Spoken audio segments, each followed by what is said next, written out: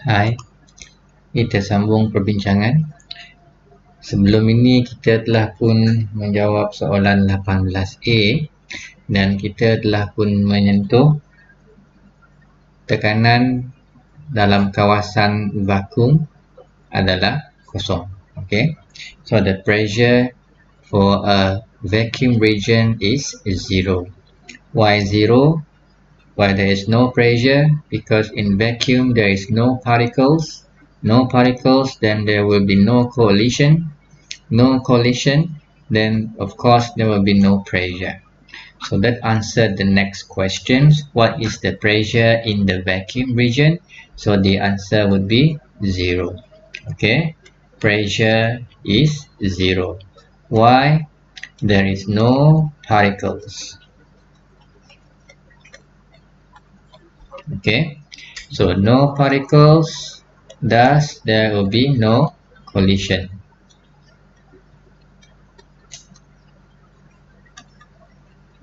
No collision with the wall of the container, right? So there will be no pressure due to this reason. Alright, so we move on to 3.4, applying Pascal principles. Okay, what does Pascal say? Okay, Pascal principle states that the pressure exerted on an enclosed, enclosed liquid is transmitted equally to every part of the liquid. Alright, so equally to all direction they are equal in terms of the magnitude, but it must be an enclosed liquid. For example, down here, alright, the liquid is enclosed, enclosed in this region. Alright, in bahasa Melayu would be tertutup. Okay, that is what we mean by enclosed. Alright, so we go to question number 20. The figure below shows a hydraulic jack. If the smaller piston is pushed with a force of 20 newtons, what will be the force experienced by the larger piston? Okay, what do I know about pressure just now? Pascal principle states that the pressure is transmitted equally, if we have liquid enclosed in a system. So meaning to say, if I put here pressure 1, here is pressure 2, so pressure 1, P1 must equal P2. That is what stated, that is what is stated by Pascal principle. So we write P1 equals P2, but P equal to force over area. So I have force 1 over area 1 equals force 2 over area 2. So for force 1 I have 20 Newton, the area is 0.5, equals force 2, and then the area is 8. So calculate F2, you should be able to get the answer 320 Newton. So applying Pascal principle, the pressure on this piston must equal to the pressure in this piston, right? So what we observe here is I push 20 Newton and I produce 320 Newton.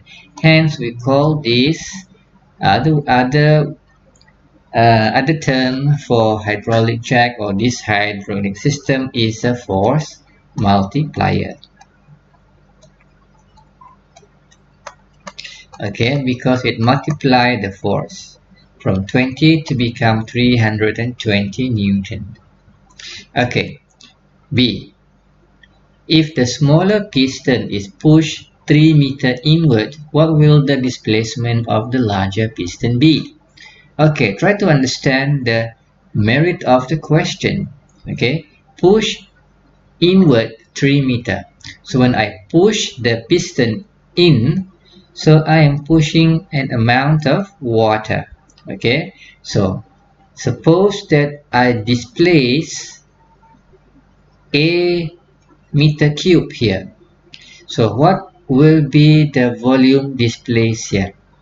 So the volume displaced downward here must equal to the volume displaced upward.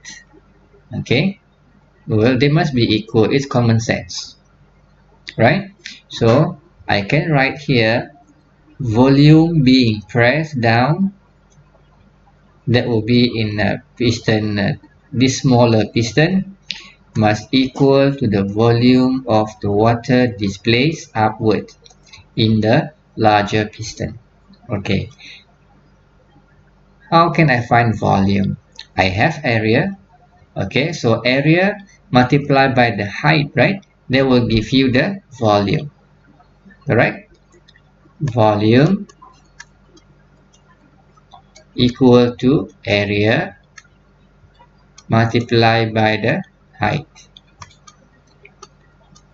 This is just your mathematics. Okay, so I have here area 1 multiplied by h1 equals to area 2 multiplied by h2. And what I want to find is the displacement of the larger piston. So this is actually our h2. Okay, so area 1 is 0.5. h1 is 3 meter inward.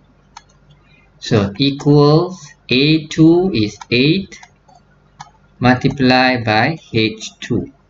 Okay, so just plug this value into your calculator. Onto your calculator, you should be able to get 0.1875 meter. So the smaller piston being pushed inward 3 meter, that will push this larger piston upward 0.1875 meter. Okay, so that's the answer for 20A and 20B. So let's move on to question number 20. Diagram shows a person brake his car by pressing the brake pedal. Name the system. Well, this is easy. This must be hydraulic system.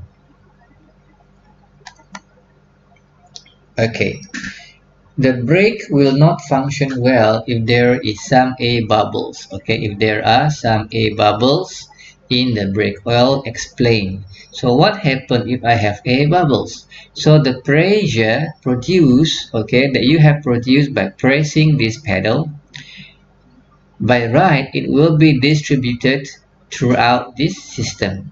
But if you have air bubbles, the pressure that you produce will be used, some of it will be used to compress the air bubbles. Hence, the pressure distributions is not effectively distributed. Alright? So, how do we answer this? The resultant force, the resultant pressure, not force. Okay? The resultant pressure is used to compress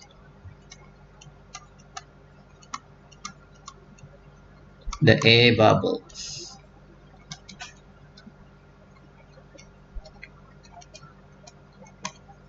Alright, and therefore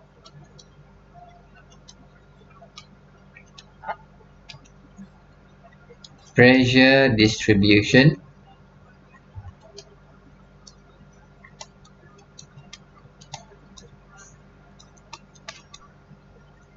will not be effective.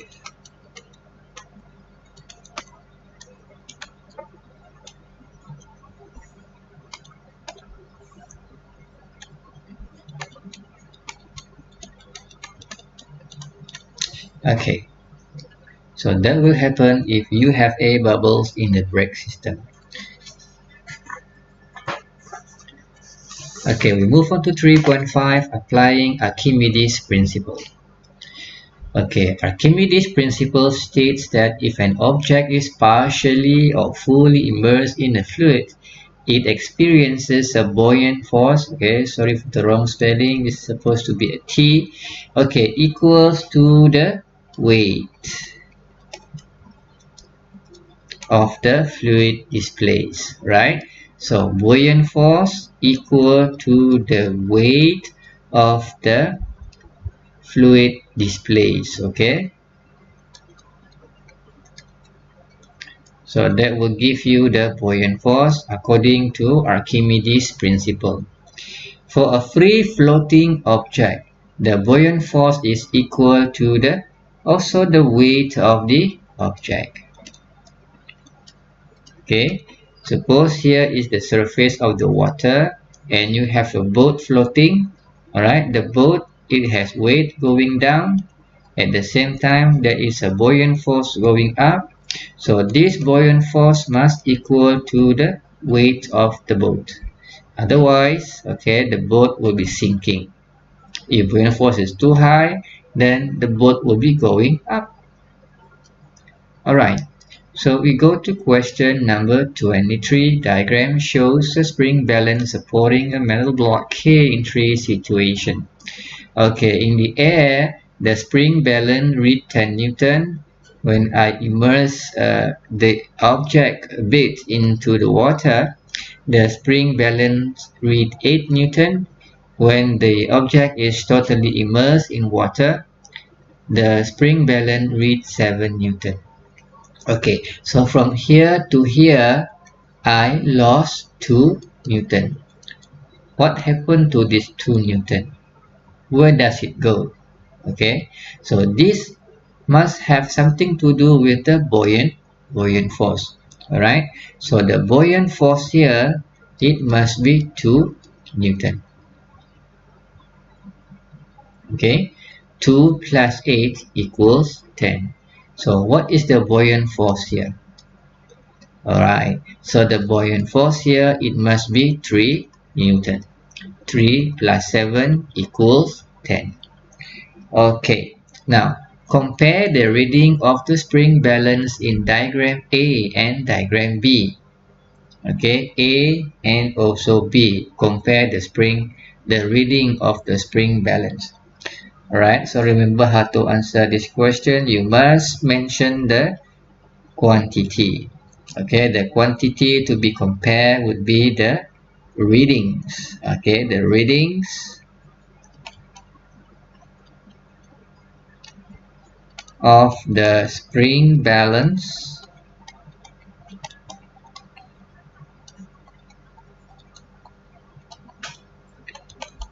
in diagram A is what? Okay, diagram A is greater. Just a comparison. This question is supposed to be a bonus question. Okay, it's greater than that in diagram B. Okay, we move on. Three forces acting on K when it is partially or totally immersed in water. They are weight, tension, and the buoyant force. Okay, again, correct the misspell for buoyant. Okay, it's supposed to be a T. Okay, mark the three forces in diagram B. So we are going to use our diagram B. Alright. So remember what the question asked us to do? The question asked us to label the weight, and then the buoyant force, and then the tension. Alright, so let's do this. So I erase this one first. Let's draw. Okay, I have the object here. So there must be a force going down. What's this? This must be the weight. And then there is a force that pushing the object upward. That is the buoyant force. And then here it is connected to a string. Okay, from the object, the tension, it must flow out from the object. So here is our T, the tension. Okay, so that's how the forces acting on the uh, object K. Alright, so write down the relationship between the forces in 23b. So what are their relationship? Okay, just now I have W, I have T, I have B. Okay, if this object is suspended, there is no movement, so meaning to say they are in equilibrium, right? So let us do our total force. Okay, the net force acting, I have tension going up, buoyant force also going up, and then the weight going down. Okay, and this must equals 0. They are in equilibrium. Okay, the object K is not moving up, is not moving down. Alright, so it stands still there. So the net force acting must be 0. Okay, so now I can write from this equation. Okay, so W equals B plus T. So that is the relationship between weight, buoyant force, and tension. Okay, try to understand how we get the answer, how we get the equation. Alright, so we move on to D. What will happen to the spring balance reading in diagram C if the water is replaced with salt solution? What do I know about the density of salt solution compared to the water? I do know that the density of salt must be greater than the density of water. Right? So what will happen? Okay, so the spring balance reading will decrease.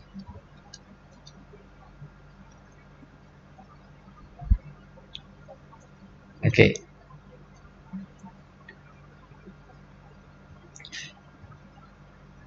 give one reason for your answer.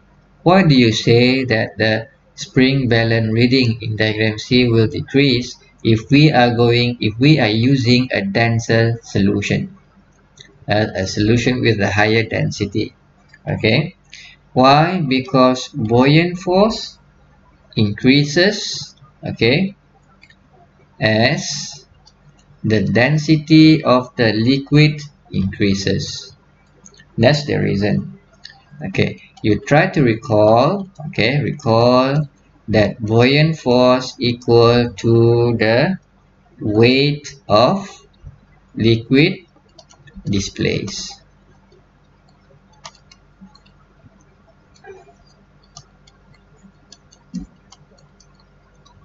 Okay, remember this?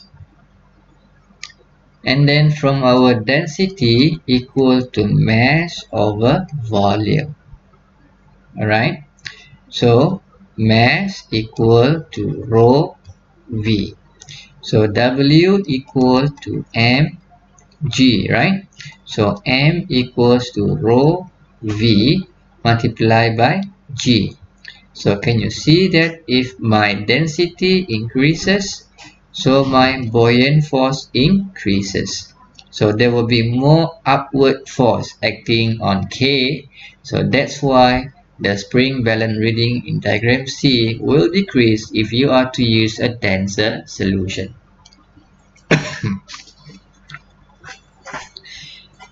Alright, let's move to question 24. An object of density 40 gram per cubic centimeter, mass 500 gram, fully immersed, okay, in a liquid of density 2 gram per cubic centimeter.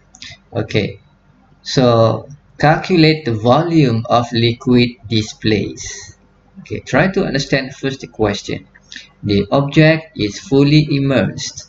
then the volume of the liquid displaced must equal to the volume of the object. Okay, the volume of the liquid displaced, okay, must equal to the volume of the object.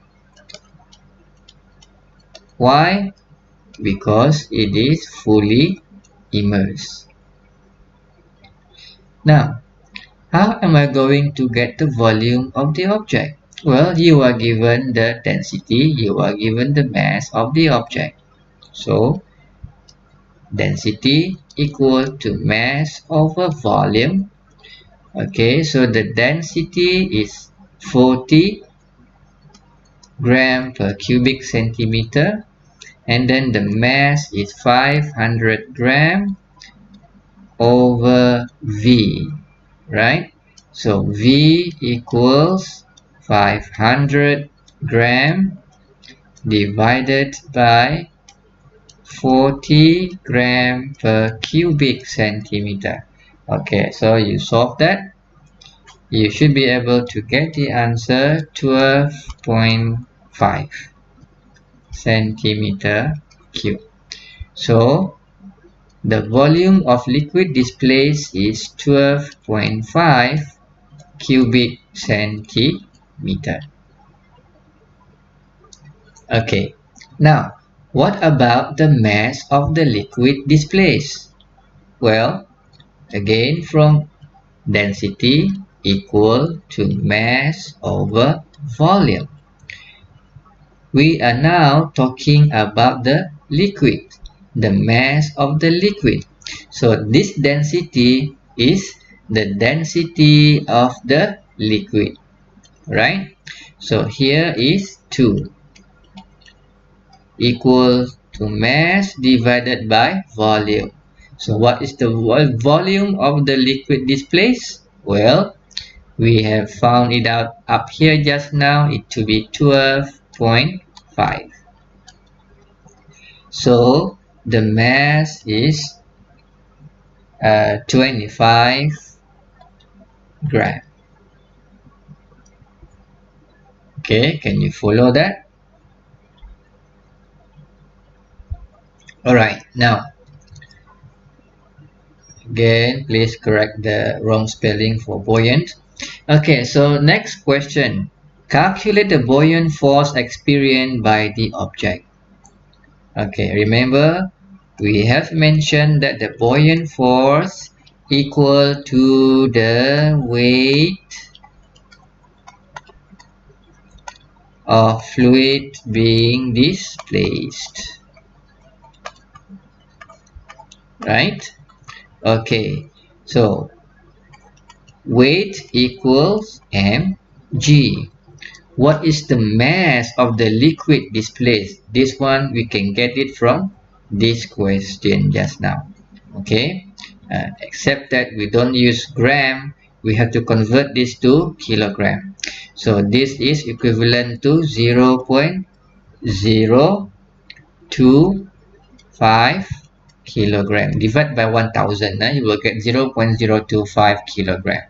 So the mass here is 0.025 kilogram multiplied by 10 the gravitational acceleration. So you should be able to get 0.25 Newton. So that is the buoyant force experienced by the object. Okay, try to understand what you have been doing thus far.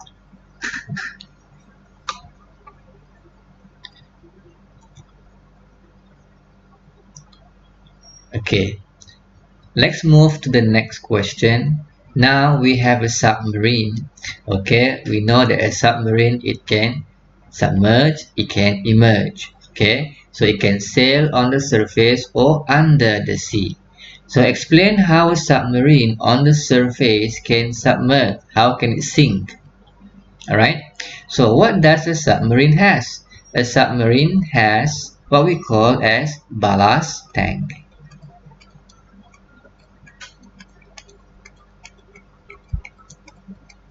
Right. So seawater is filled, okay, in the ballast tank, and what happened? This causes the submarine density to become equal, okay, or to become greater than the density of water. The weight of the submarine hence becomes equal, okay, or greater than the buoyant force. Hence the submarine sinks or submerged. Okay, it will only sink, okay, if and only if the density of the submarine is greater.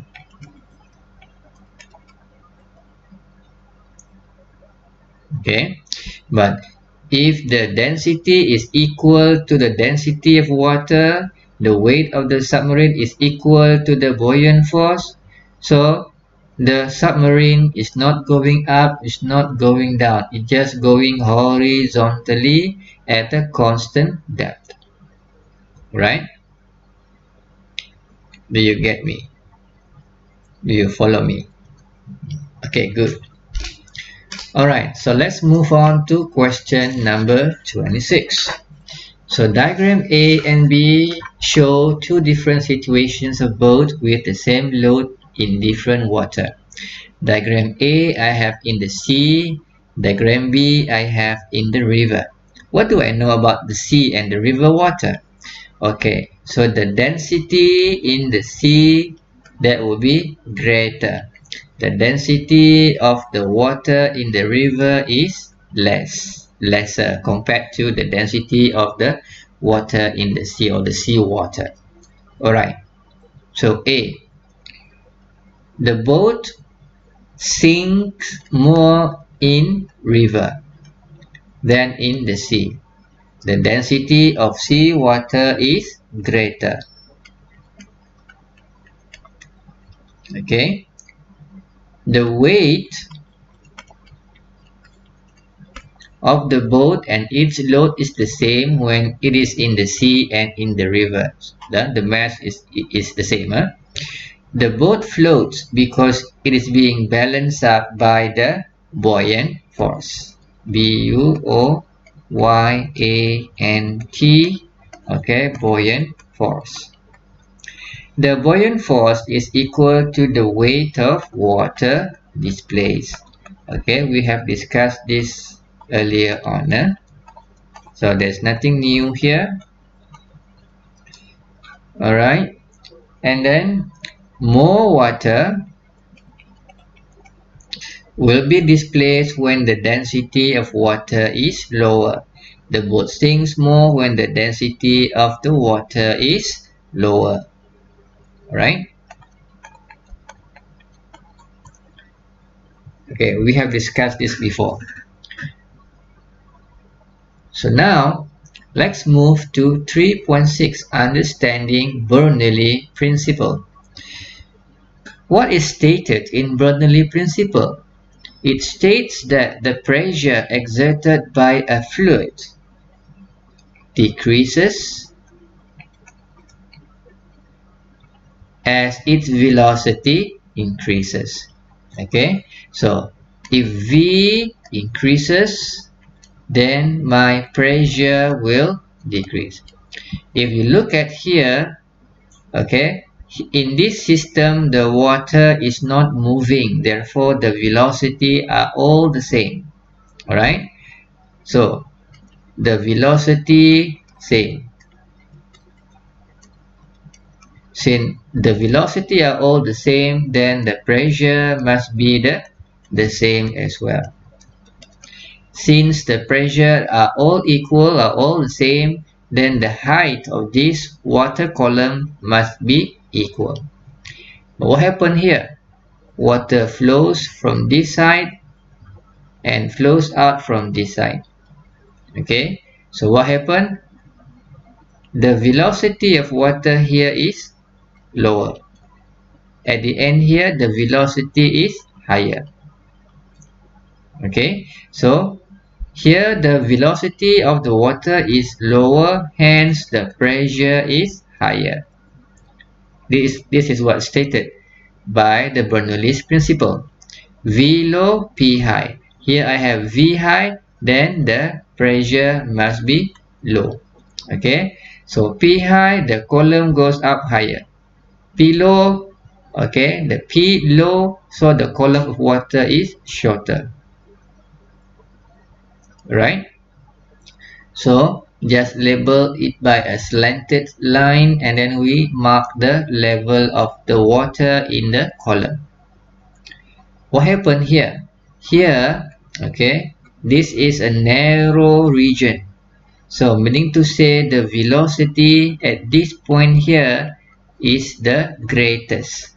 Okay, the velocity here is the greatest, hence the pressure must be the lowest. That's why instead of being up here, it goes down here. Right? Now, if I go to this picture, I have air coming in through this path and going out through this path. Right? So, coming in, the velocity is low, definitely. Going out here, the velocity would be higher. But here I have a narrow region. Okay, so the velocity here would be very high.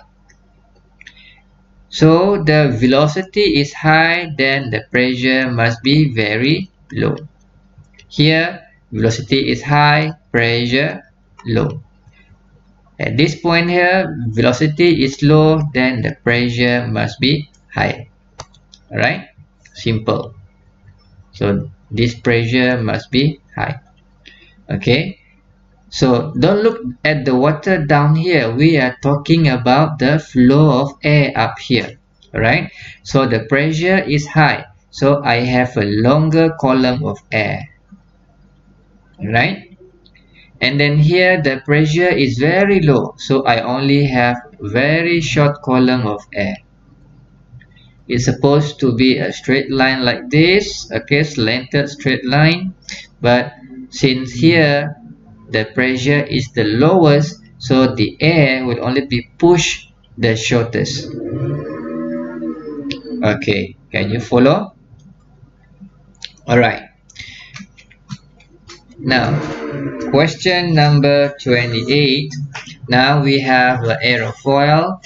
Okay, diagram above shows an aerofoil, the velocity of air in the upper region. Okay, in the upper region, meaning to say this region up here, the velocity there is greater than the velocity of air in the lower region. Hence, the pressure in the upper region must be lower. Okay, then the pressure in the lower region, the difference in the pressure causes a lifting force.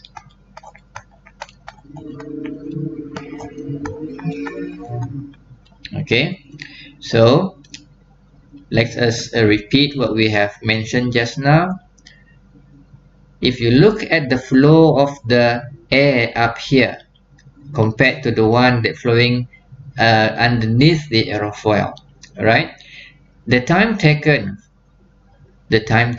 for the air to move from this point to this point, okay, the time taken are the same.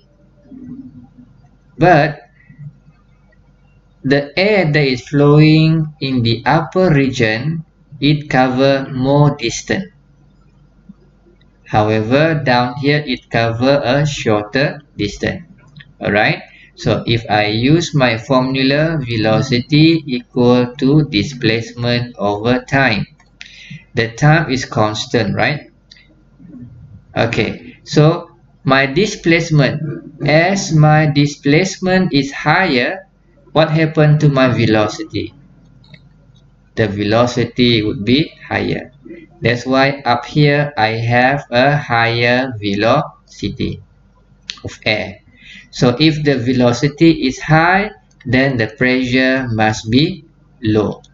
Okay, down here the velocity is low, then the pressure is higher.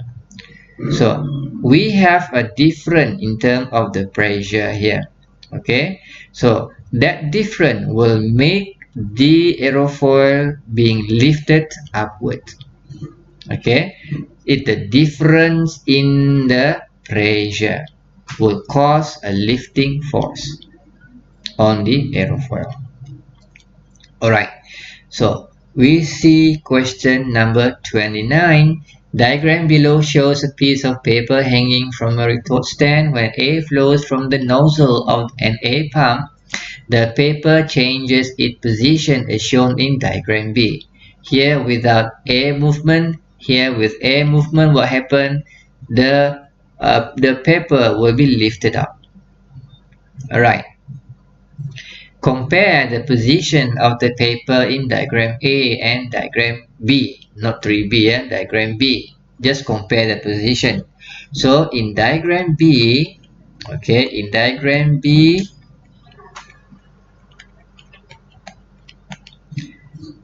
the paper move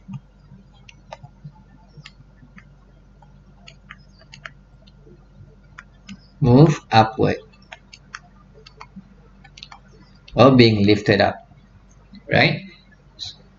As compared to diagram B, in diagram B, the paper just falls down like that. Nothing happened to it. But when we have airflow flowing through the nozzle, okay, so this paper will be lifted up. All right. F is a force that causes the paper to change its position. In box X on diagram B, indicate and label the directions of force that act on the paper. All right. So the force must be acting like this. Okay, so here I have the flow of air, so the velocity of air is higher up here, therefore the pressure is lower. But down here the velocity of the air is low, hence the pressure is higher. All right, so the higher pressure down here will push the paper going up. Okay, so the force is going like this. It's normal lah actually. Okay, explain how F is produced. So well, I have explained it just now. So the velocity of the air above the paper is higher. Okay, the velocity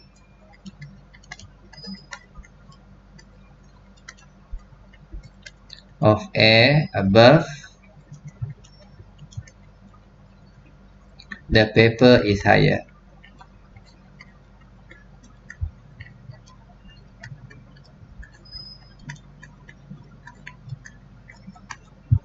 Hence the pressure must be lower, right?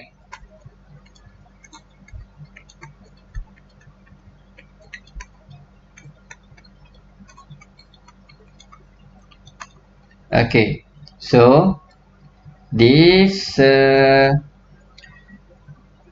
velocity of air above the paper is higher, hence the pressure is lower. And then force act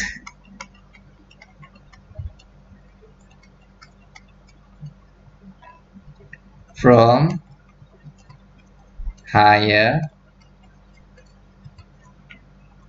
pressure area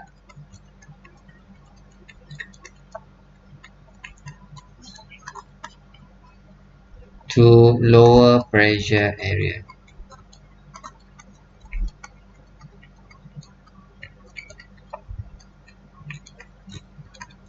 Okay, so that's how F is produced, and name the principle that causes the observations in diagram B. This one supposed to be no problem. That is what we call as the Bernoulli, Bernoulli apostrophe, okay, Bernoulli's principle. Okay,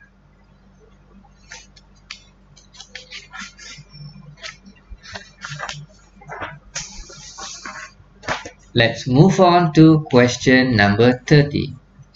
Diagram A shows the situations of sheet of paper before and when A is blown.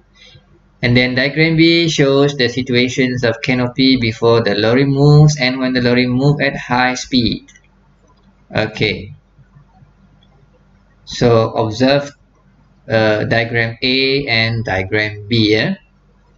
So before the air is blown, the paper is falling downward like this. When the air is blown on top of the paper is being lifted up. Okay, it moves upward. Here the lorry before move, the canopy bend downward. And when the lorry move at high speed, I can see here that the canopy, okay, it seems to be being moved upward. Alright, so based on diagram A and diagram B, state two similarities for the situations in diagram A and diagram B. So the question asks for two similarities. So what are similarities? First, okay, number one, when there is no air movement, what happened? Okay, the paper and the canopy are not lifted up.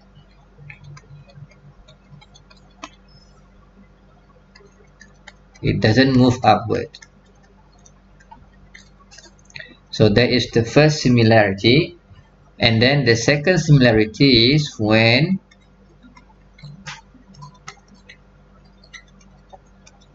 there is air movement. What happened? Okay, both of them are lifted up.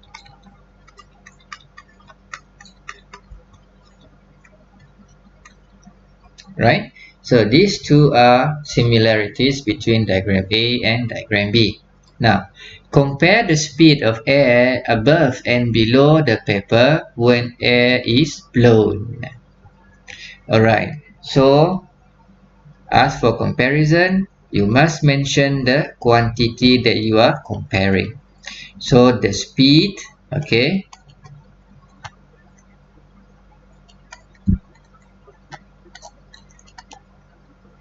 of the air above the paper is greater, right?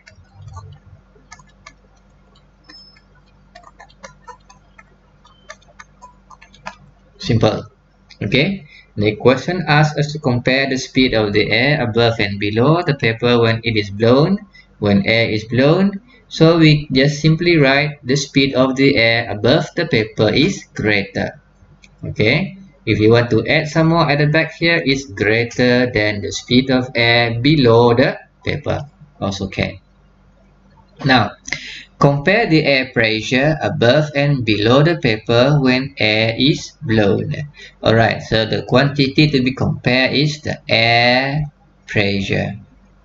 Okay, so the air pressure, okay, above the paper is what? Yes, lower. Okay, we have seen just now that V high, then pressure must be low. Okay, relate the speed of the air to the pressure of the air. Well, we have answered this. This is the answer.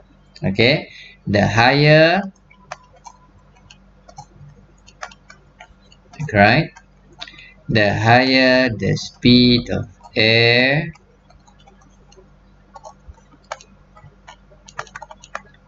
the lower the pressure. Simple, right? Done. Okay.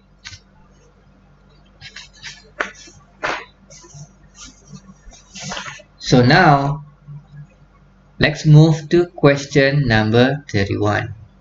Diagram shows an instrument used to measure the speed of air. Okay. Diagram A before air flows.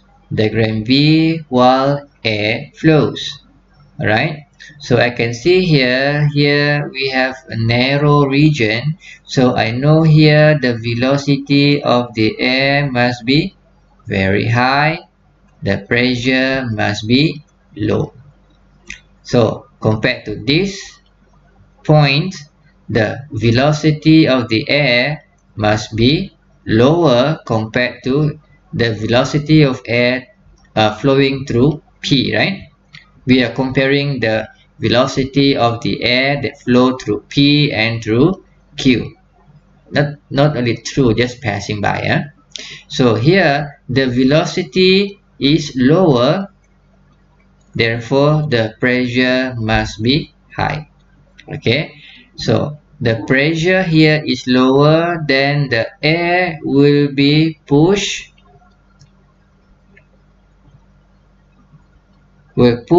the air column a bit shorter here, but here the pressure is high, so here I have a longer air column. Okay, longer air column. So down here is the water. Right. So we have answered question A and B. Compare the speed of air at P and Q when air move as in diagram B. Okay, so the speed, oops,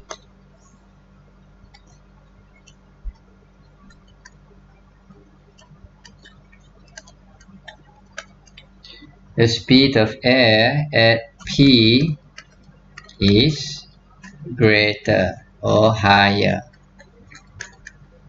Okay, mark the water level in the U-tube in diagram B when air flows. We have answered that too just now. So that is the level of the water. Okay.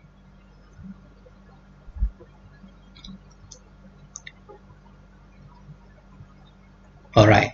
So we move on to, I believe this is the last question. Okay. So you are required to give some suggestions, okay, to design an aeroplane, okay, which can travel fast. So we highlight here can travel fast and then more stable. All right. So that is what we are looking at. Okay. Using the knowledge of motion, forces, and properties of materials, explain the suggestions based on the following aspect. So I have here 1, 2, 3, 4, 5. So normally this question carry 10 marks. Alright. So we are given the aspect. So I have draw for you the table. Just fill in the blank, fill in the table given to you. So the aspect here is taken from the question, surface of the plane. Okay, see, and then the shape of the plane, second row, and then material used for the plane, the third row, position of the wing. Okay, the same, right? So I just copy it down into my table.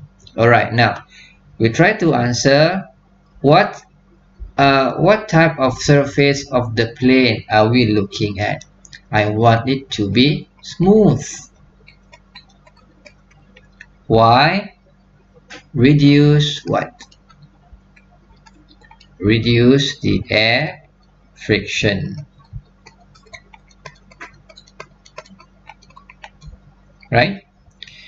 What about the shape of the plane? Okay, the shape, I prefer it to be streamline. Why? Again, to reduce air friction.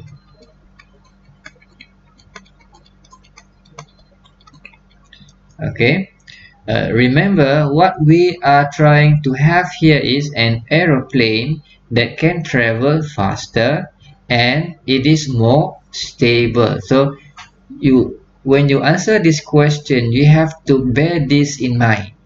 All right. So let's continue. Material used for the plane. So the material used for the plane, of course, I will use low density. Why low density? Lighter. Okay, lighter, right? So when it's lighter, easier to fly lah, easier to take off. Okay, now position of the wing a bit higher up. Okay, higher up on the body. What's the reason? Okay, if I do that, then it will be more stable.